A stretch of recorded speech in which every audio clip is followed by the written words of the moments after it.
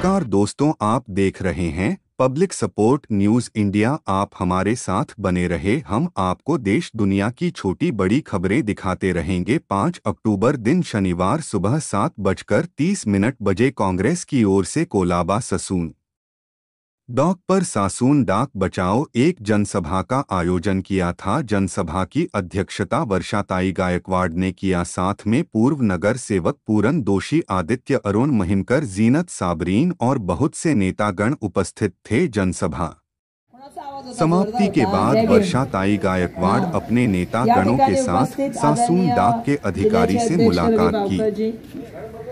पूरन दोषी जी, साहेब तुमचं नाव काय? पाटील जी सगळ्यात तुम्ही समस्या ऐकताय, तुम्ही तिथे बसताय।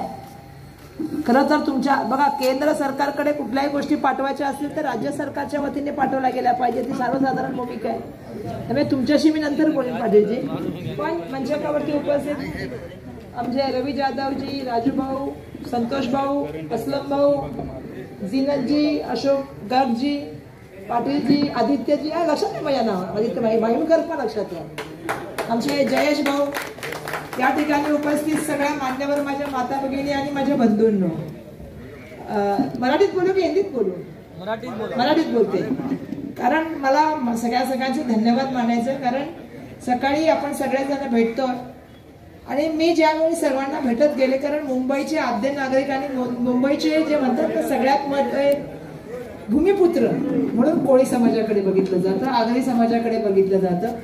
आणि या ठिकाणी मोठ्या प्रमाणामध्ये बंजारा समाज पण आहे मला वाटतं, आणि जय सेवालाल सगळेजण या ठिकाणी काम करतात। मला एवढंच या ठिकाणी सांगायचं की मी सर्वांचं म्हणणं ऐकून घेतलं।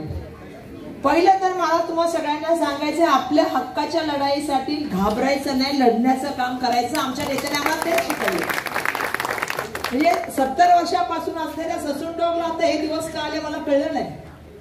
दुर्दैवाची गोष्ट आहे खरं तर।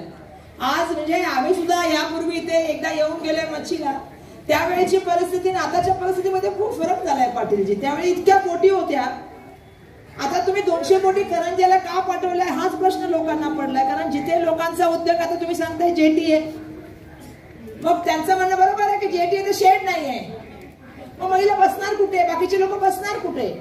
आणि तिकडे पाठवल्याबद्दल दुःख नाही, इथे पण पाठवा ना एक्स्ट्रा। पण तुम्ही एकदमच असं करणार तर लोकांचं हातावरचं पोट आहे। तुम्ही समजून घेतलं पाहिजे। त्या महिलांशी बोला तर तुम्हाला कळेल की त्यांच्याकडे मला की आमच्याकडे इथे मच्छी येत नसल्यामुळे आम्ही दुसऱ्याचा माल ते करतोय आणि 20 रुपयाला करतोय किलोच्या मागे कोळंबी। तुम्ही विचार करा, आज महिला त्या ठिकाणी काम करतात आणि त्यांचं पोट भरत नाही असं त्या म्हणाल्या। त्या म्हणाला सकाळी 1:30 वाजता, पहिल्यांदा कोरोनाच्या पूर्वी इथे 5 वाजताच्या नंतर सुरू व्हायचं, कोरोना झाल्यापासून इथे 1:30 वाजता जे आहे ते ऑक्शन सुरू होतं। त्या बिल्डिंग वाल्यांना पण ऑक्शनचा त्रास होतो, रात्री अंधारात आम्हाला येऊन महिलांना बसावं लागतं, संध्याकाळी दुसऱ्या दिवशी 5 वाजेपर्यंत त्या कामं करतात। म्हणजे काय माणुसकी नावाची वस्तू आहे का नाही? कोणासाठी आपण एक्झॅक्टली काम करतो? लोकांसाठी कायदे होतात, ते कायद्यासाठी लोक असतात। हा माझा महत्वाचा प्रश्न आहे, सगळ्यात महत्वाचा। लोकांसाठी कायदे व्हायला पाहिजे।